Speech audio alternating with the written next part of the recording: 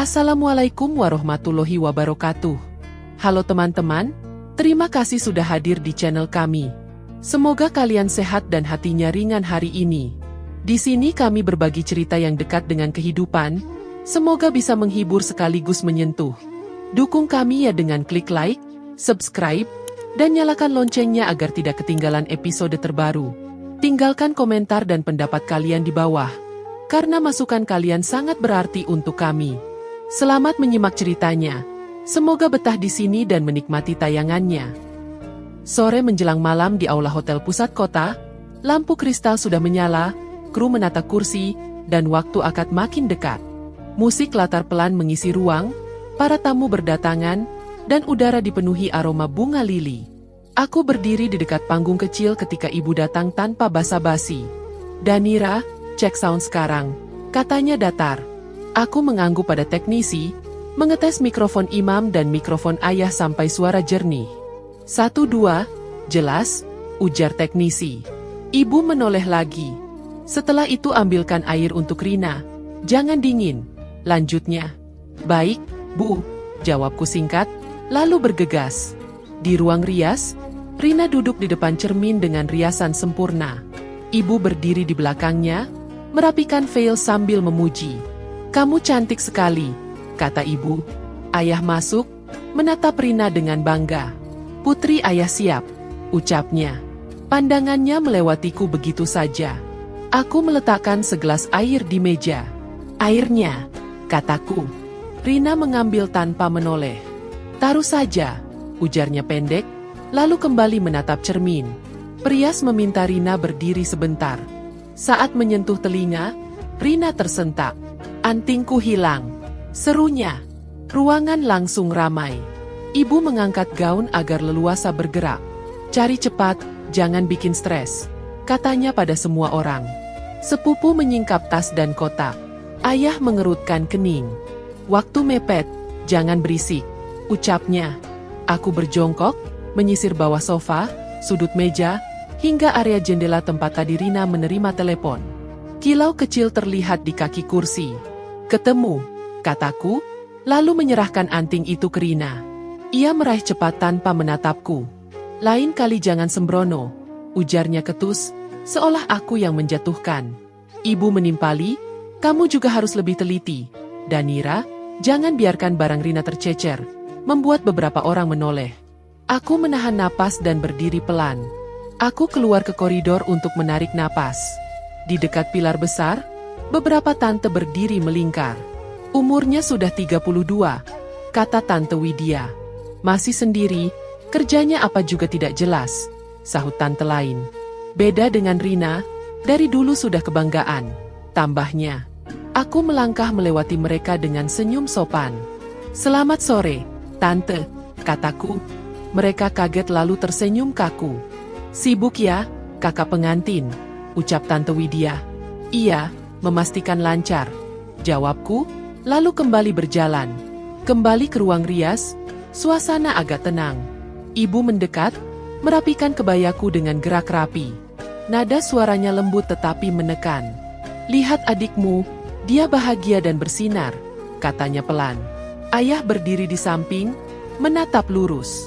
"Sejujurnya, hidup akan lebih sederhana bila hanya ada dia," ucap ayah. Dada terasa berat, tetapi suaraku tetap rata. "Saya mengerti," kataku. Ibu menambahkan, "Kamu anak baik, tetapi adikmu pemberi kebahagiaan bagi kami." Aku mengangguk tanpa suara. Ruangan hening sejenak, hanya terdengar bunyi kecil kuas yang menyentuh kulit. Rina bangkit, mendekat, dan berhenti sangat dekat. Senyumnya tipis. "Dengar ya, Kak. Untuk keluarga, kamu itu kegagalan," bisiknya pelan. Kata-kata itu dingin.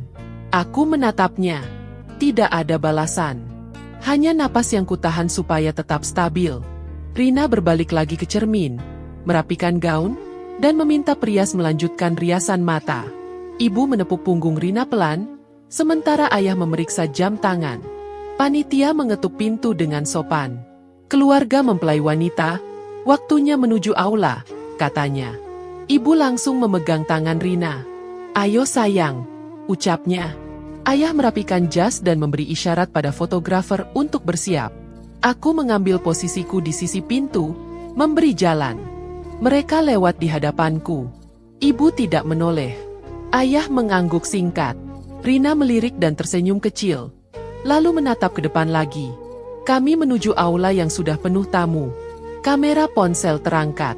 Aku berjalan di belakang, memastikan jalur lancar, mengingat urutan acara, dan mengecek petugas di meja penerima.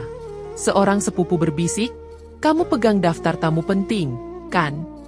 "Sudah di meja depan," jawabku. Di panggung, ayah berbicara sebentar dengan penghulu. Ibu memberi aba-aba pada pembawa acara. Rina berdiri di tengah dengan gaun rapi. Aku berhenti di sisi pilar, menjaga jarak. Tangan sedikit gemetar, tetapi wajah tetap tenang. Teknisi memberi kode semua alat siap. Musik latar dipelankan. Penghulu menoleh pada ayah. Suara kursi bergeser dan bisik kecil menyatu di telinga. Aku menarik napas panjang dan menatap lurus ke panggung. Senyum tipis kembali kupasang. Di depan sana semua bergerak sesuai rencana. Di dalam dada ada ganjalan yang tidak mudah reda, dan aku berdiri tegak di pinggir, menahan yang belum selesai. Aku tetap di sisi pilar dengan napas tertahan saat penghulu menutup akad dan para saksi menyatakan sah. Tepuk tangan muncul, musik pelan dinaikkan, dan panitia mengatur arus tamu untuk memberi selamat. Ibu menggandeng Rina ke panggung untuk foto keluarga. Ayah berdiri di kiri dengan dada tegap, sementara aku mundur agar jalur tamu lancar. Fotografer memberi aba-aba, lampu kilat menyala, dan barisan panjang mulai terbentuk di depan pelaminan.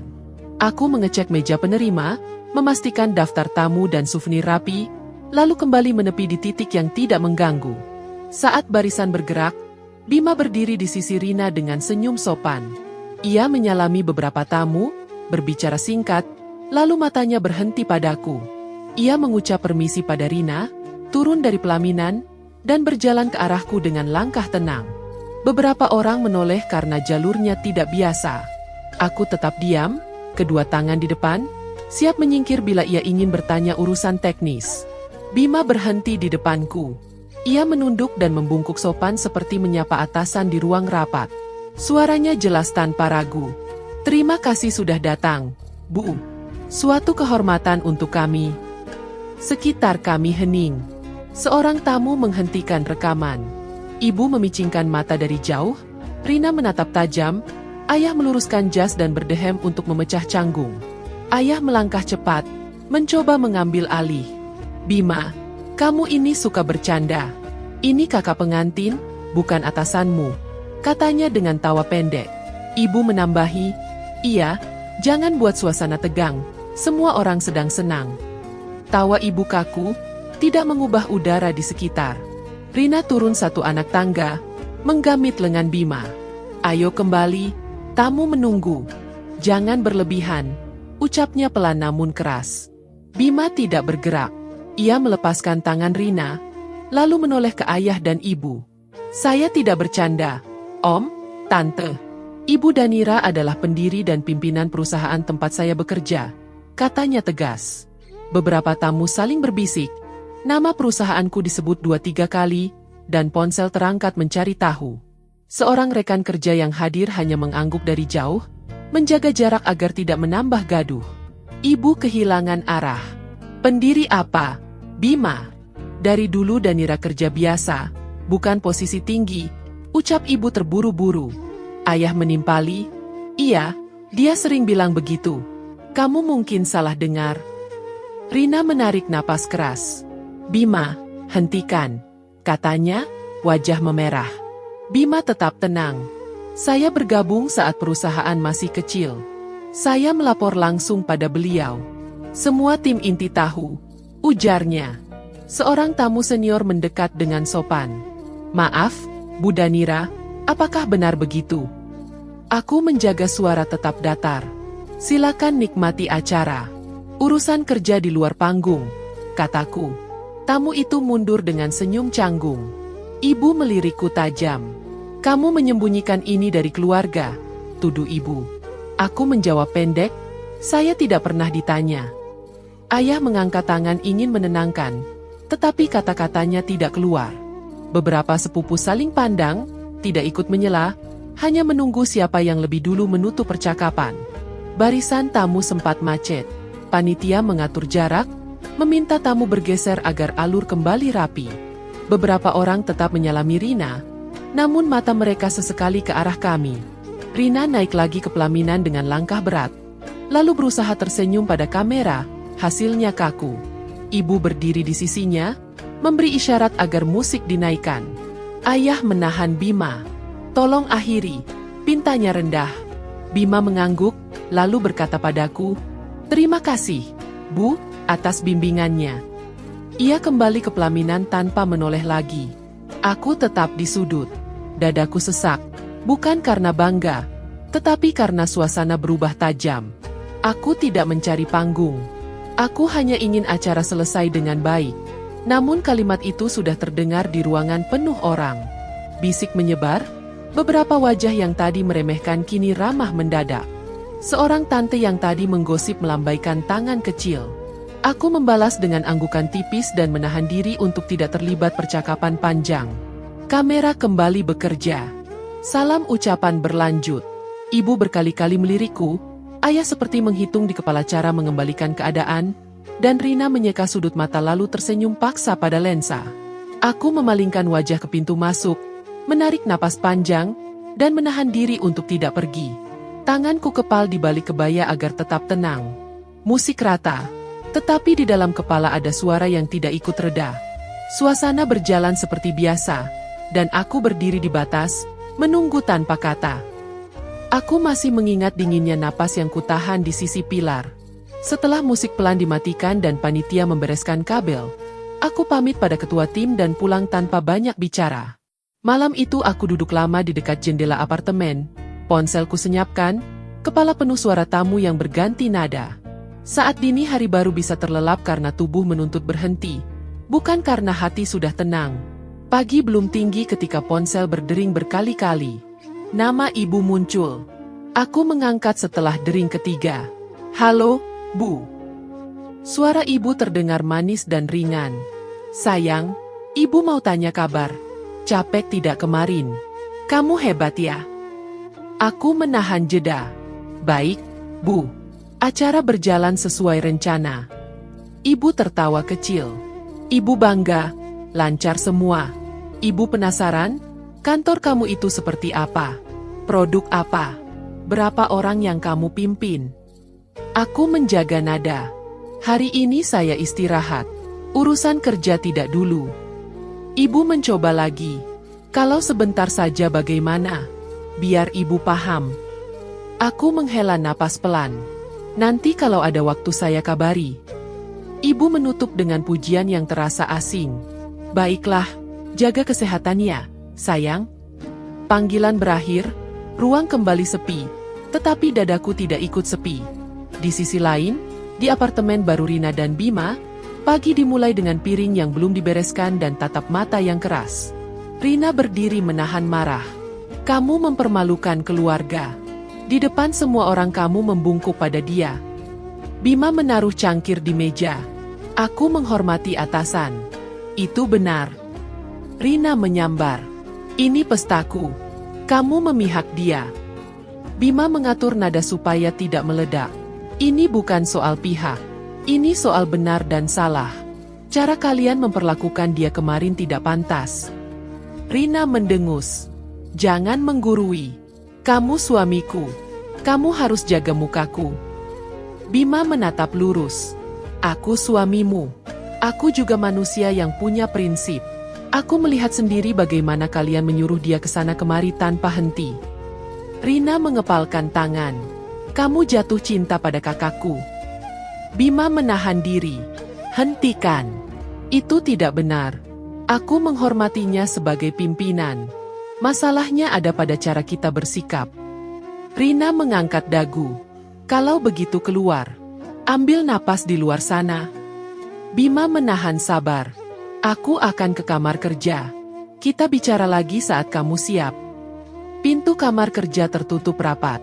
Rina berdiri di ruang makan dengan mata panas dan mulut bergetar.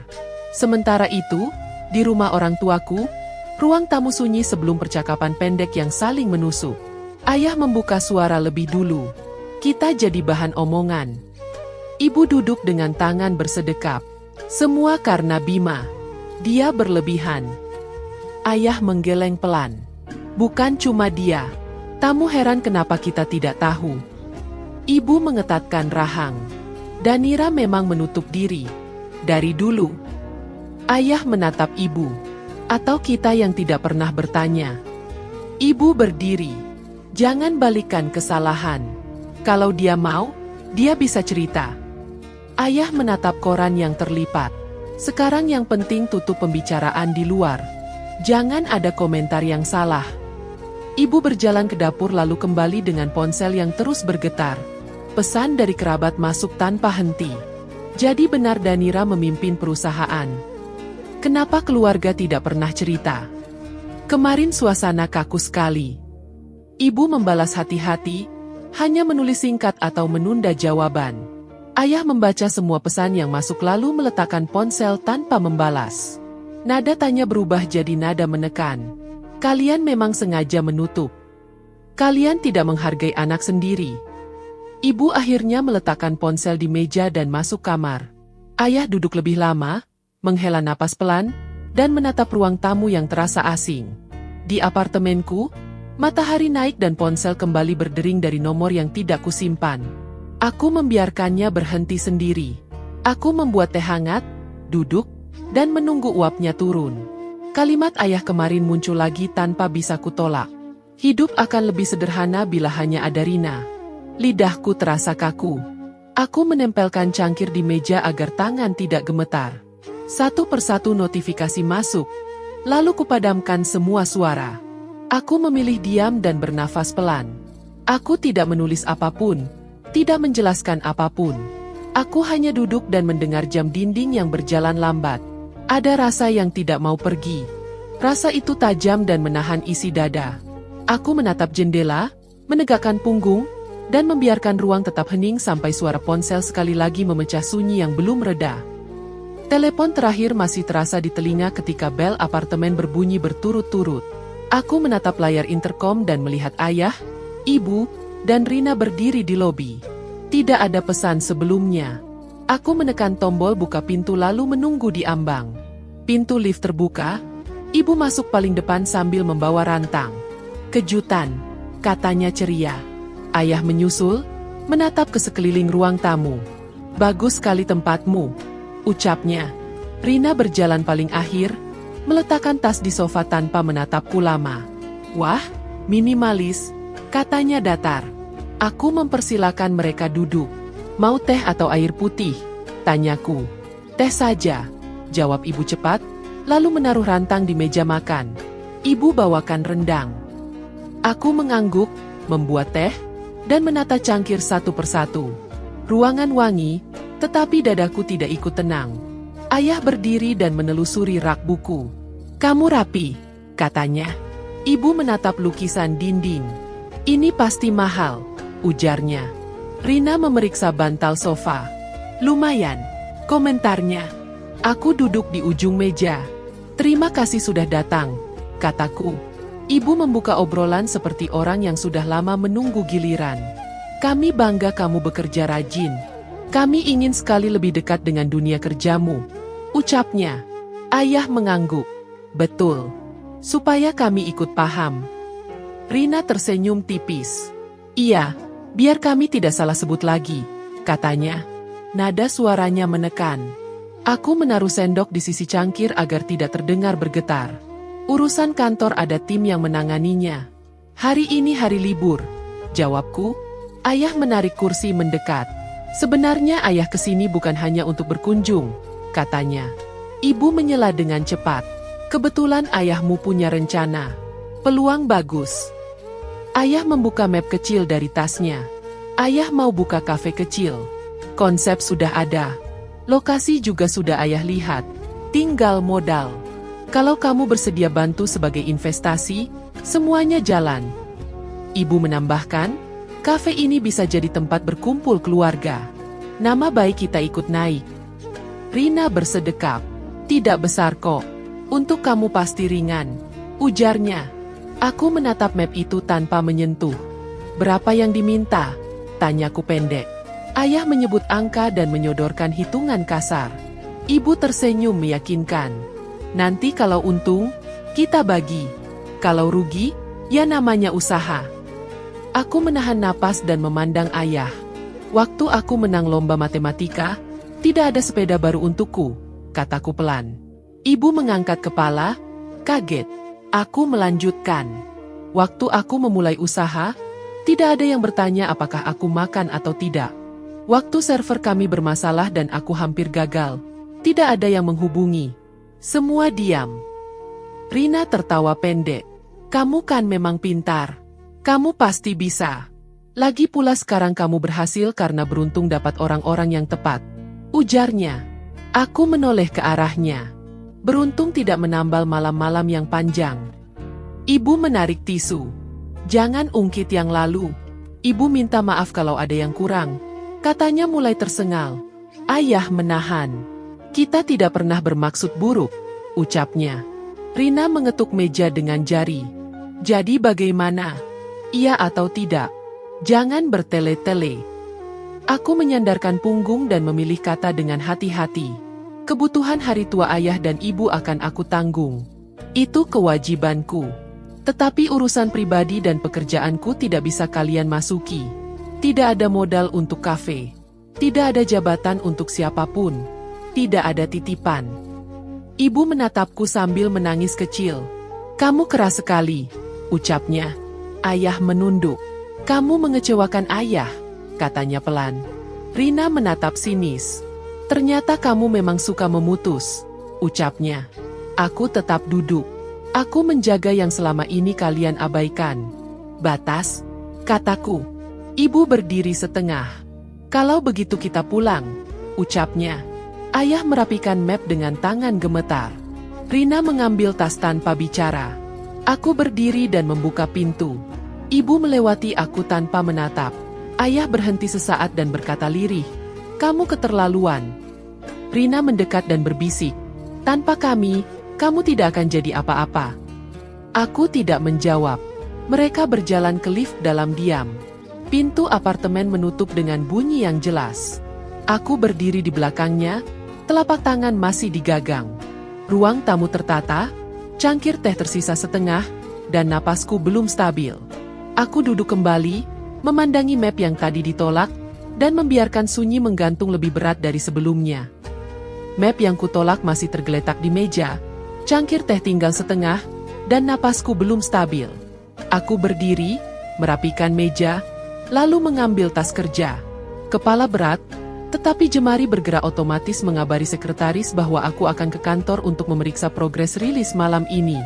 Lift turun pelan, dan di parkir aku menarik napas dalam agar fokus kembali pada hal yang bisa kupegang. Ruang rapat utama penuh monitor. Dodi, staf junior, menatap layar dengan mata tegang. Bug muncul setelah merge terakhir. Login gagal di sebagian pengguna, katanya. Sisi lain meja, Rara selaku manajer produk, mendorong pendekatan cepat. Rollback saja, besok baru kita benahi. Bayu, CFO, menahan. Rollback berarti biaya kampanye hangus.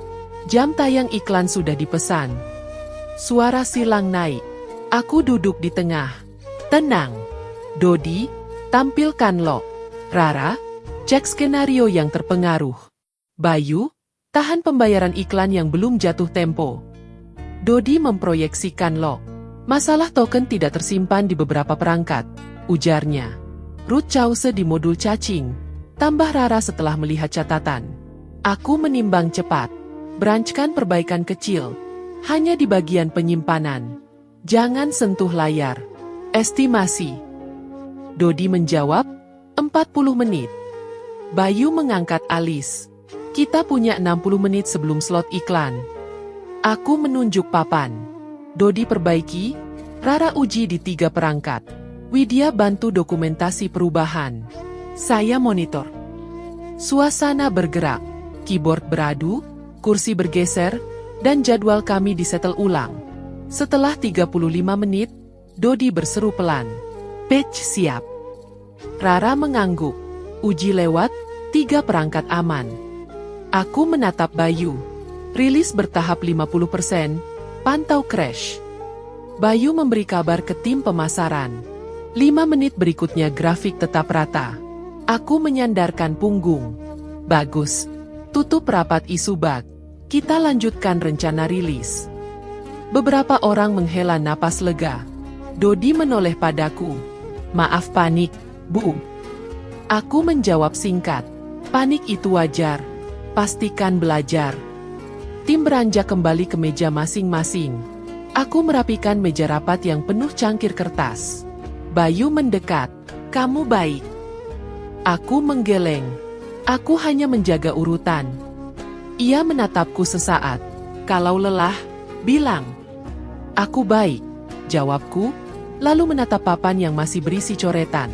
Dalam hati muncul wajah Bima saat pertama kali wawancara, muda, kaku, tetapi matanya jernih ketika bicara tentang arsitektur sistem. Keputusan mengangkatnya waktu itu kuambil cepat karena aku melihat keberanian yang jarang.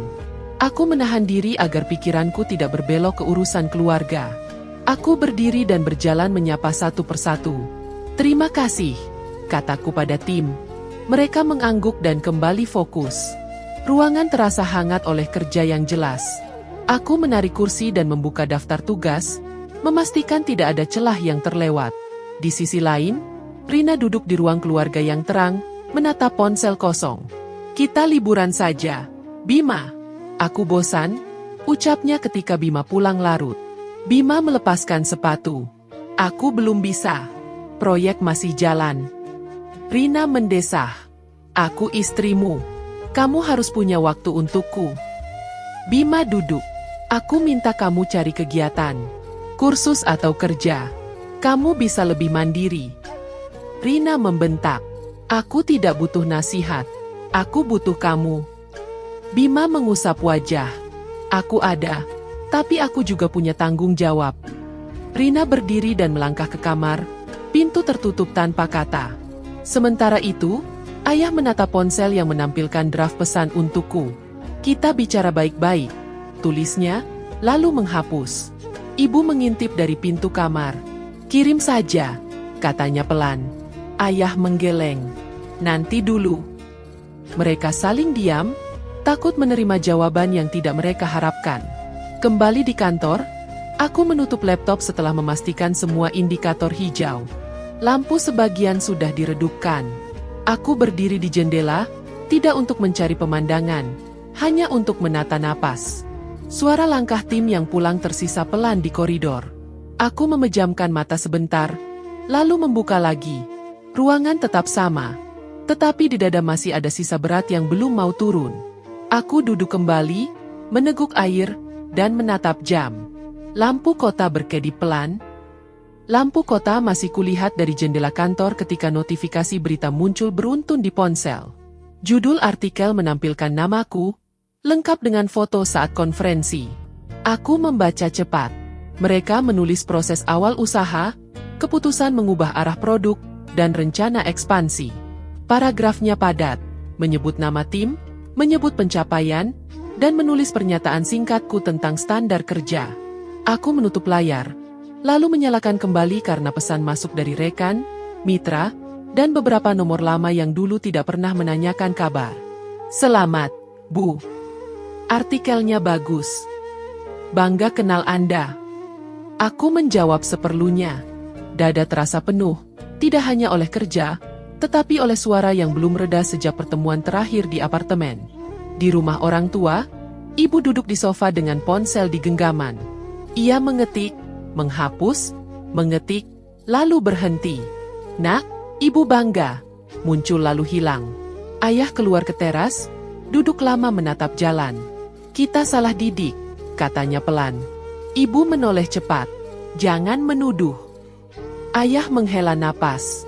Kita jarang bertanya. Ibu berdiri dan berjalan bolak-balik. Dia juga tidak cerita. Ayah menatap lantai. Kita tidak membuka pintu untuk cerita itu. Ibu mendekatkan ponsel ke dada. Kamu mau kirim pesan apa? Ayah menggeleng. Aku tidak tahu harus mulai dari mana. Ponsel ibu bergetar, Pesan dari kerabat masuk. Keren sekali anakmu. Dari dulu kok tidak tahu. Ibu menulis balasan singkat. Terima kasih. Lalu mematikan suara. Di apartemen Rina, obrolan dengan teman membuat wajahnya berubah. Kakakmu keren. Artikelnya ramai, kata seorang teman melalui panggilan. Usai panggilan, Rina menunggu Bima pulang. Semua orang membandingkan aku dengan dia, ucapnya ketika Bima melepas kunci. Bima meletakkan tas. Itu artikel kerja. Rina mendekat. Katakan jujur. Seberapa dekat kalian di kantor? Bima menatap tanpa menantang. Kedekatan kerja. Tidak lebih. Rina mengerutkan dahi. Kamu membelanya terus. Bima duduk. Aku membela yang benar. Kamu butuh kegiatan. Proyek. Apa saja yang nyata. Rina mengangkat suara. Kamu tidak menghargai istrimu. Bima menjaga nada. Aku menghargai. Aku juga ingin kamu berdiri sendiri. Rina menutup pembicaraan. Aku tidak butuh ceramah. Bima diam. Pintu kamar kembali tertutup, meninggalkan ruang tamu dengan udara yang tebal. Di rumah orang tua, malam berubah jadi pertemuan kecil. Ibu, ayah, dan dua kerabat duduk saling berhadapan.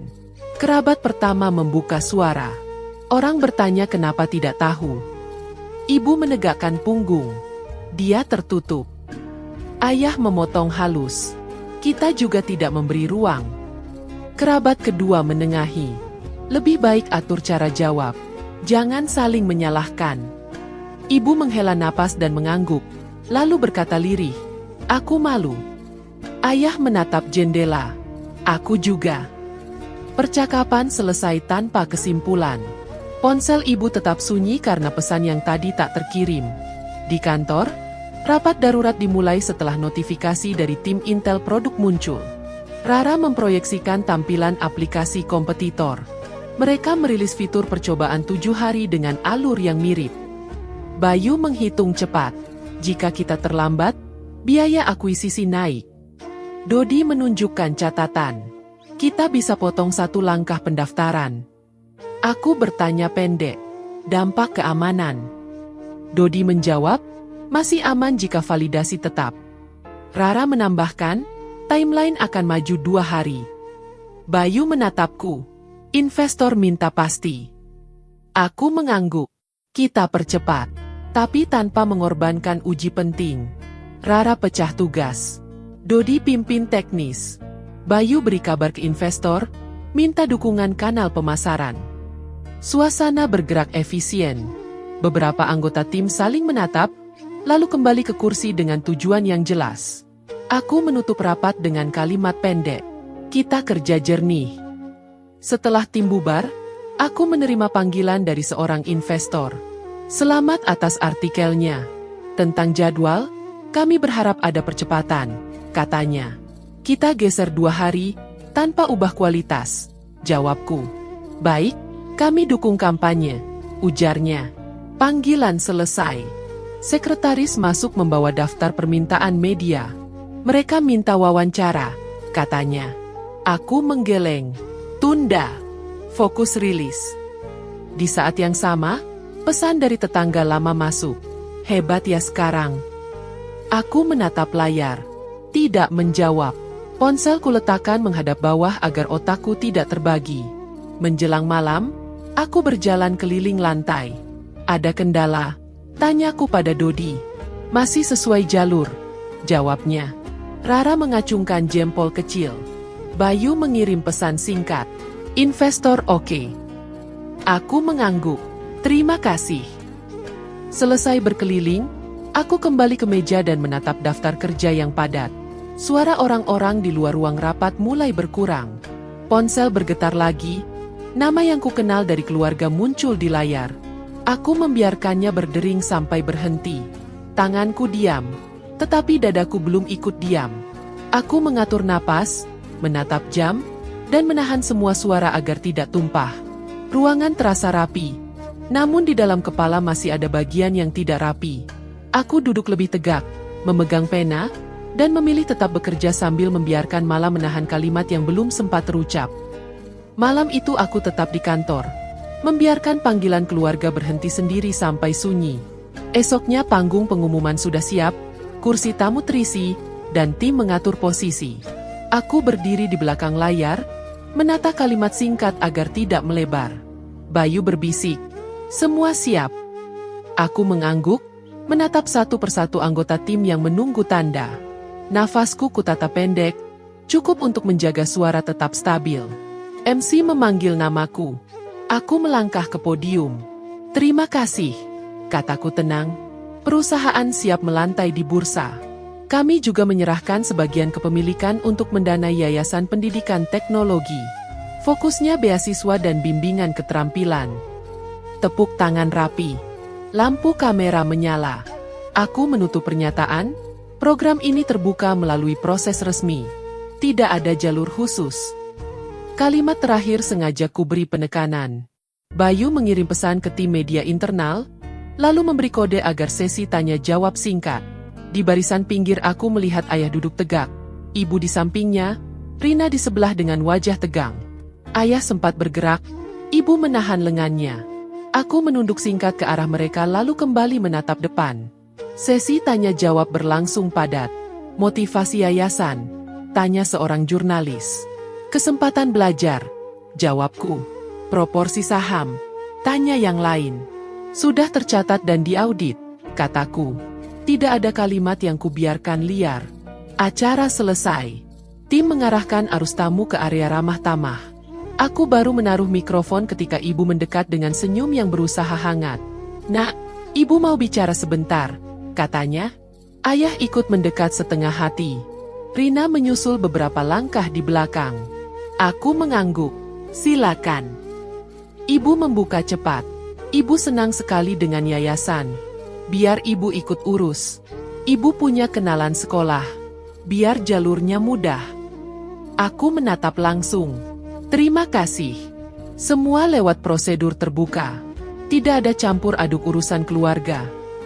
Ibu tersenyum yang melemah. "Ibu hanya mau membantu," ucapnya. "Bantu di jalur publik," jawabku. "Ada formulir. Ada seleksi. Semua sama." Rina melangkah maju. "Ini panggungmu ya? Kamu senang sekali dilihat orang," katanya datar. Bima yang berdiri tidak jauh mengangkat tangan kecil. "Cukup, kita bicara baik," ujarnya. Rina menoleh tajam. "Kamu membelanya lagi." Bima menatap Rina. "Ini kerja. Hargai batas." Ibu memotong dengan suara lirih. "Jangan ribut di sini." Ayah hanya berkata pendek, "Kita pulang saja." Aku menahan nada. Saya harus kembali ke tim. Jika ingin bicara soal yayasan, email resmi ada di situs. Ibu seperti ingin menahan, namun tangan ayah sudah menarik pelan. Di koridor, langkah kami bertemu lagi karena arah yang sama. Rina berhenti, suaranya naik setengah. "Kamu selalu benar. Kamu selalu paling bersih." Aku menatap lantai sejenak, lalu berkata pelan, "Aku tidak perlu paling benar. Aku hanya menjaga aturan." Bima menarik napas panjang. "Rina, sudah." Rina memutar badan dan berjalan lebih cepat. Ibu mengikutinya dengan wajah kacau. Ayah menoleh padaku 2 detik lalu kembali lurus. Begitu keluar ke area ramah tamah, beberapa jurnalis mengarah ke keluarga. "Pak, bagaimana pendapat keluarga tentang yayasan?" Ayah gelagapan. "Baik. Baik," katanya pendek.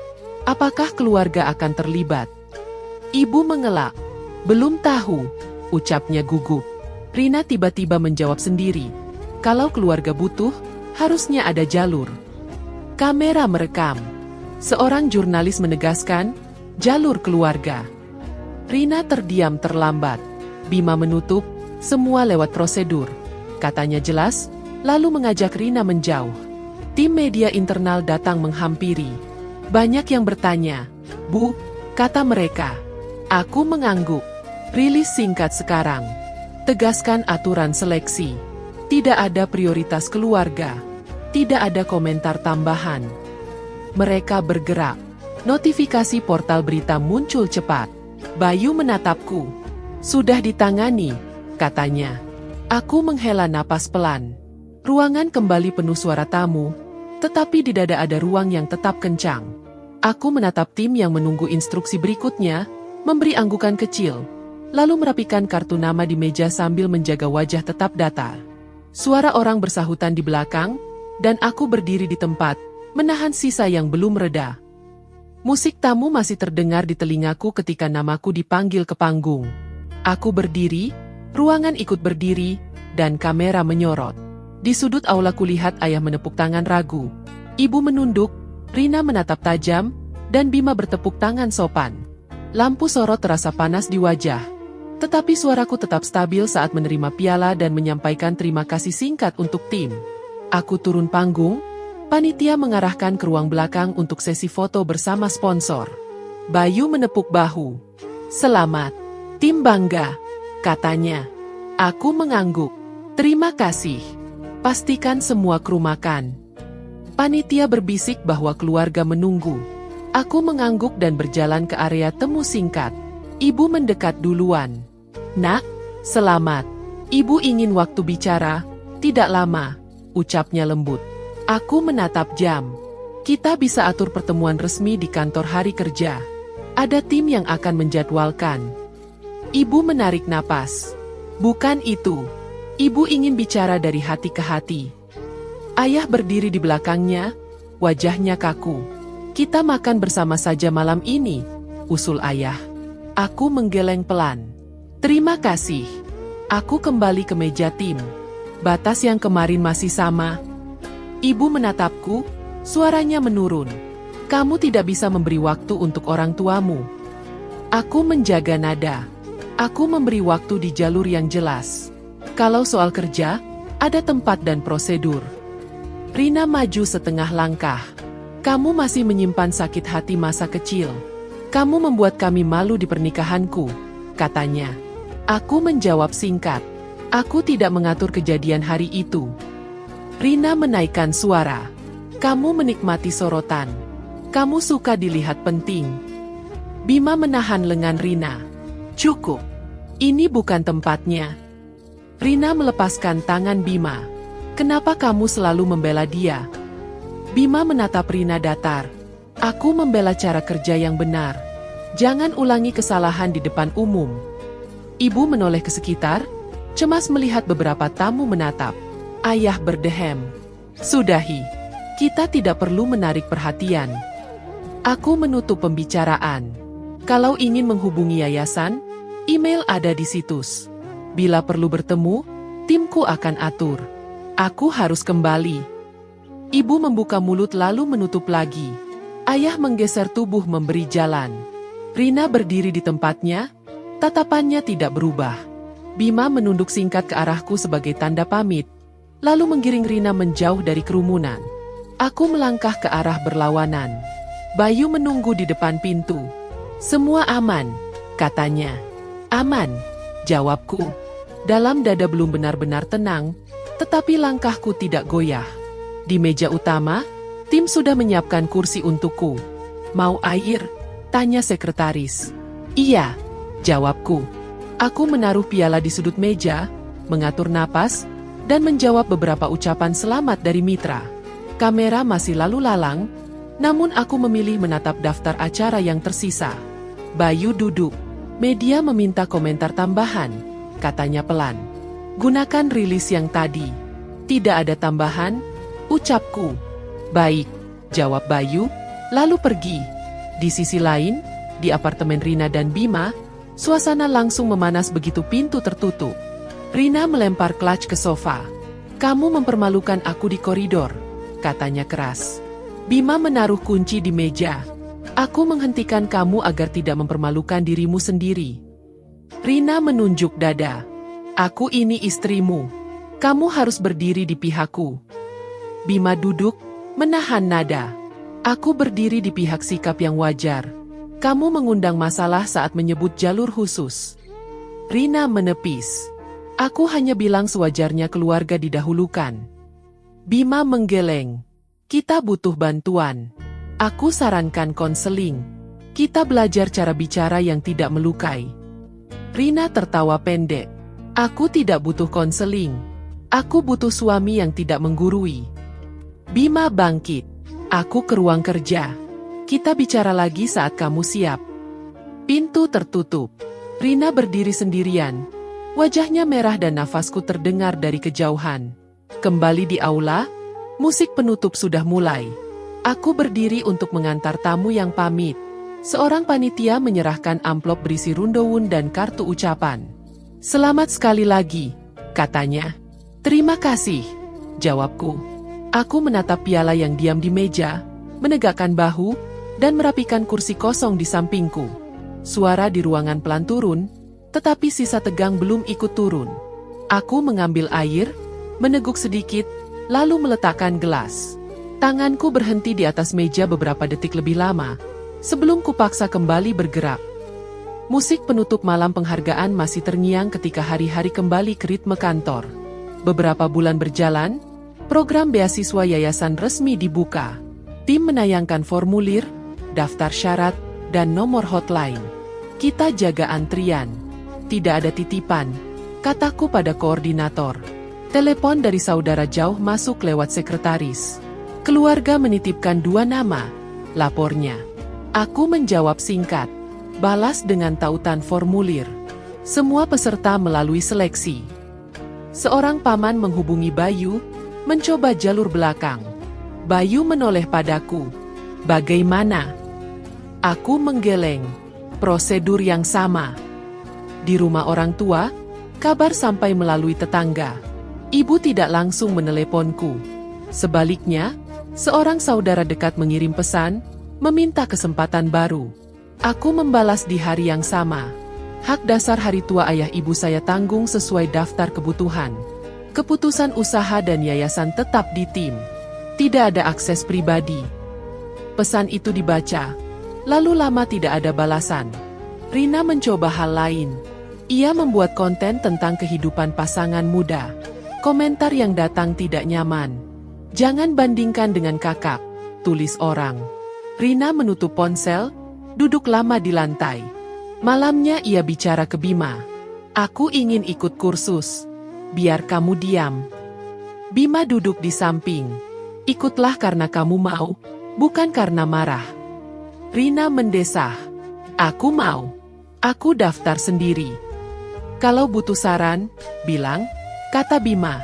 Tidak usah, jawab Rina cepat.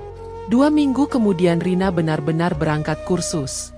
Saat pulang ia bercerita pendek. Materinya banyak. Bima mengangguk. Bagus. Namun kebiasaan lama belum hilang. Ketika tugas menumpuk, Rina mengeluh. Kamu tidak bantu. Bima menjelaskan pelan.